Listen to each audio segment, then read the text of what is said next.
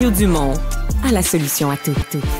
On sort tout juste des élections municipales et qu'on le veuille ou non, la question revient. Vous avez été un certain nombre à nous l'écrire. Dans ma ville, c'était tout croche, les résultats. Il y a beaucoup de petites municipalités au Québec. Il y en a 9 où il n'y a même pas personne qui s'est présenté à la mairie. Il y a des postes vacants de conseillers. Et ça ramène la question. Elle a été posée hier à la ministre Geneviève Guilbeault. Est-ce qu'il y a trop de municipalités? Il y a eu... au début des années 2000, une vague de fusions municipales qui a amené évidemment Montréal, Longueuil, là, des grosses fusions, Québec, des fusions dans certains cas qui ont amené des guerres intra-régionales ou des gens qui en voulaient pas, qui se les ont fait imposer. Mais est-ce que 25 ans plus tard, on est sorti de ce traumatisme? Est-ce qu'on peut relancer le débat sur les fusions municipales? Hier, la ministre Guilbeault a dit oui, mais uniquement sur des bases volontaires. Daniel Pillette, professeur à l'UQAM, spécialiste des questions municipales. Bonjour. Bonjour. Je pose la question de base. Est-ce qu'il y a trop de municipalités, trop de petites municipalités au Québec? En tout cas, il y en a beaucoup. On a plus de 1100 municipalités au Québec, alors que pour une population beaucoup plus élevée, en Ontario, il y en a 400 quelques. Alors, OK, donc, on a 3 fois plus de municipalités qu'en Ontario avec quasiment la moitié de la population. Exactement, là. Exactement. Et tout ça nous amène à avoir à peu près 8000 postes, plus de 8000 postes d'élus municipaux. Alors, il a été possible pour les petites municipalités de diminuer la taille de leur conseil municipal. Certaines l'ont fait dans la dernière année. Mais on ne peut pas descendre en bas de 6. Exactement. Un maire, 6 conseillers, ça, c'est le minimum. C'est le minimum. La loi ne permet pas d'aller en bas. Exactement. Alors, donc, ça fait beaucoup d'élus municipaux. Quand on regarde à Toronto, par exemple, pour la ville de Toronto, on a au total 25 élus. À Montréal, on en a 103. Alors, donc, pour la ville de Montréal. Et Toronto est une plus grosse ville. Donc, vraiment, il y a toute une concentration en Ontario, alors qu'ici, il y a une grande décentralisation. Pourquoi?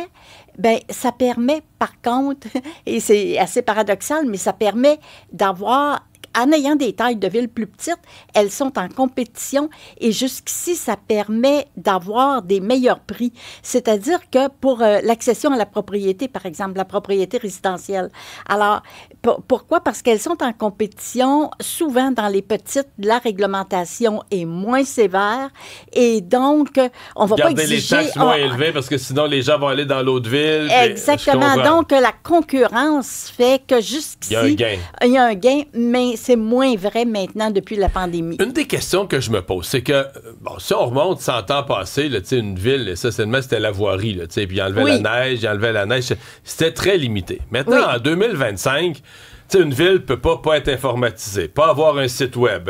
Le gouvernement te met toutes sortes de normes de comptabilité. Faut que tu te fasses faire une comptabilité impeccable. C'est normal. Transparence, l'utilisation des fonds publics. Vous me voyez venir, c'est que tout ça, faut embaucher des spécialistes, des gens qui ont des qualifications. L'informatique, c'est compliqué. Si t'es tout petit, si t'es une ville, t'as 300 habitants, je sais pas, mais t'as 110, 115 comptes de taxes. À un moment donné, comme municipalité, est-ce que tu as les revenus pour avoir... Là, ça te prend des ingénieurs si tu fais des travaux. Si tu as un pont à refaire, là, tu fais plus ça à main comme autrefois avec 3-4 cultivateurs du village qui mettent des poutres. Non, mais il faut que ça soit fait par des ingénieurs. Est-ce que tu as les ressources pour embaucher les spécialistes qu'il faut? Embaucher ou donner des contrats. Ouais. Mais en plus de ça, il y a toute la question de la réglementation d'urbanisme qui est obligatoire. Alors, le plan d'urbanisme, les règlements de zonage, tout ça, puis ça doit être vu, ça doit être conforme à ce que fait la MRC, conforme aux orientations gouvernementales. Bref, il y a toute une bureaucratie.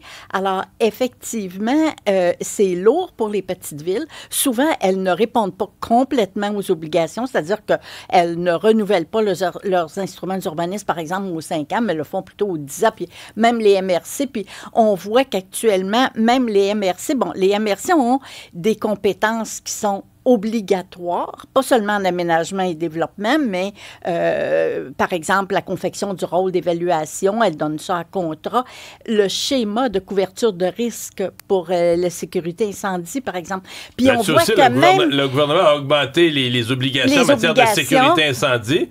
Mais dans les petites municipalités encore là, est-ce que tu as l'équipement? Est-ce que tu as les moyens de t'acheter le camion? Est-ce que chaque village doit s'acheter un gros camion? Ben là, ça va être négocié entre eux et la MRC va souvent servir de lieu de coopération, un genre de coopérative de services aux petites municipalités.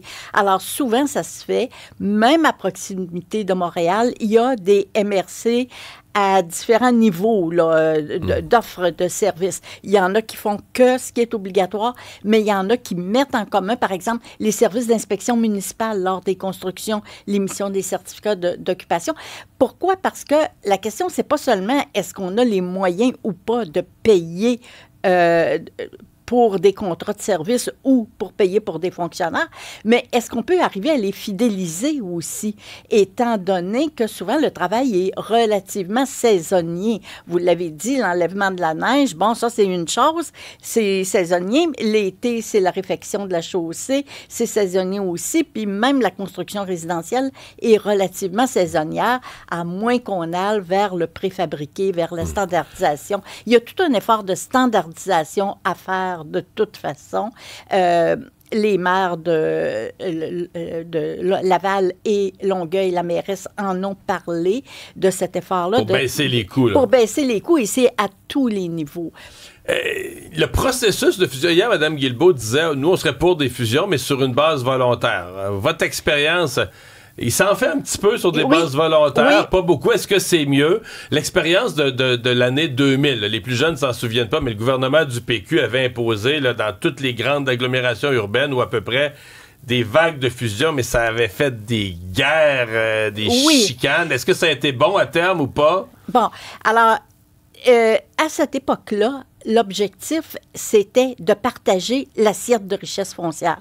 Ce qu'on disait, là, la théorie, c'était que les nouvelles villes de banlieue à proximité des grands centres allaient chercher un maximum de nouvelles richesses foncières, alors que les vieilles se vidaient. Exemple, on disait Longueuil ramasse tous les pauvres, puis Boucherville, les villes de Saint-Lambert, Saint-Bruno ont l'argent. Fait que là, on va toutes les fusionner. Exactement. Et c'était ça l'idée, là. C'était un partage de l'assiette de richesse foncière.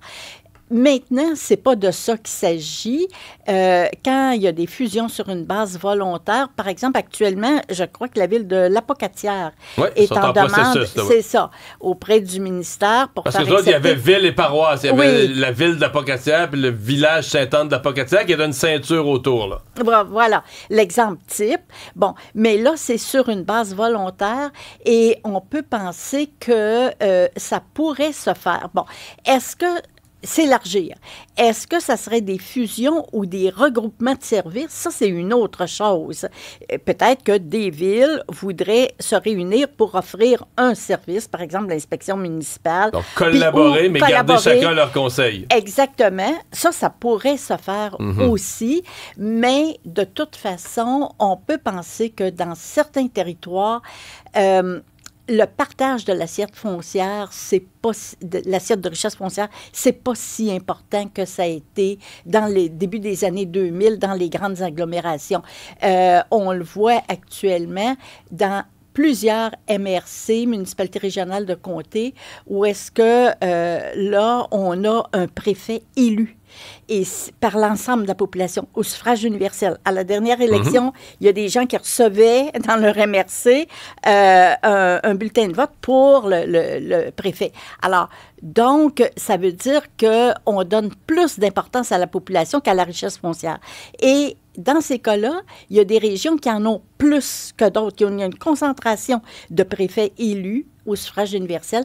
Le Bas-Saint-Laurent, je crois que les 4 MRC sont là, et puis l'Outaouais. Alors là, il n'y a pas tellement de partage de richesse. Oui, une question? Ben c'est François, au fait, qui, lui, se questionne sur la fusion quand Montréal a fusionné. Pour lui, il dit, il me semble que ça n'a rien donné. Il y a eu des maires de différents arrondissements, puis pour lui, il ne voit pas finalement le bénéfice que ça a eu. Ben, c'est qu'à Montréal, on a recomplexifié, on a fusionné, puis on a recréé des arrondissements. Exactement, et des arrondissements qui sont à géométrie variable.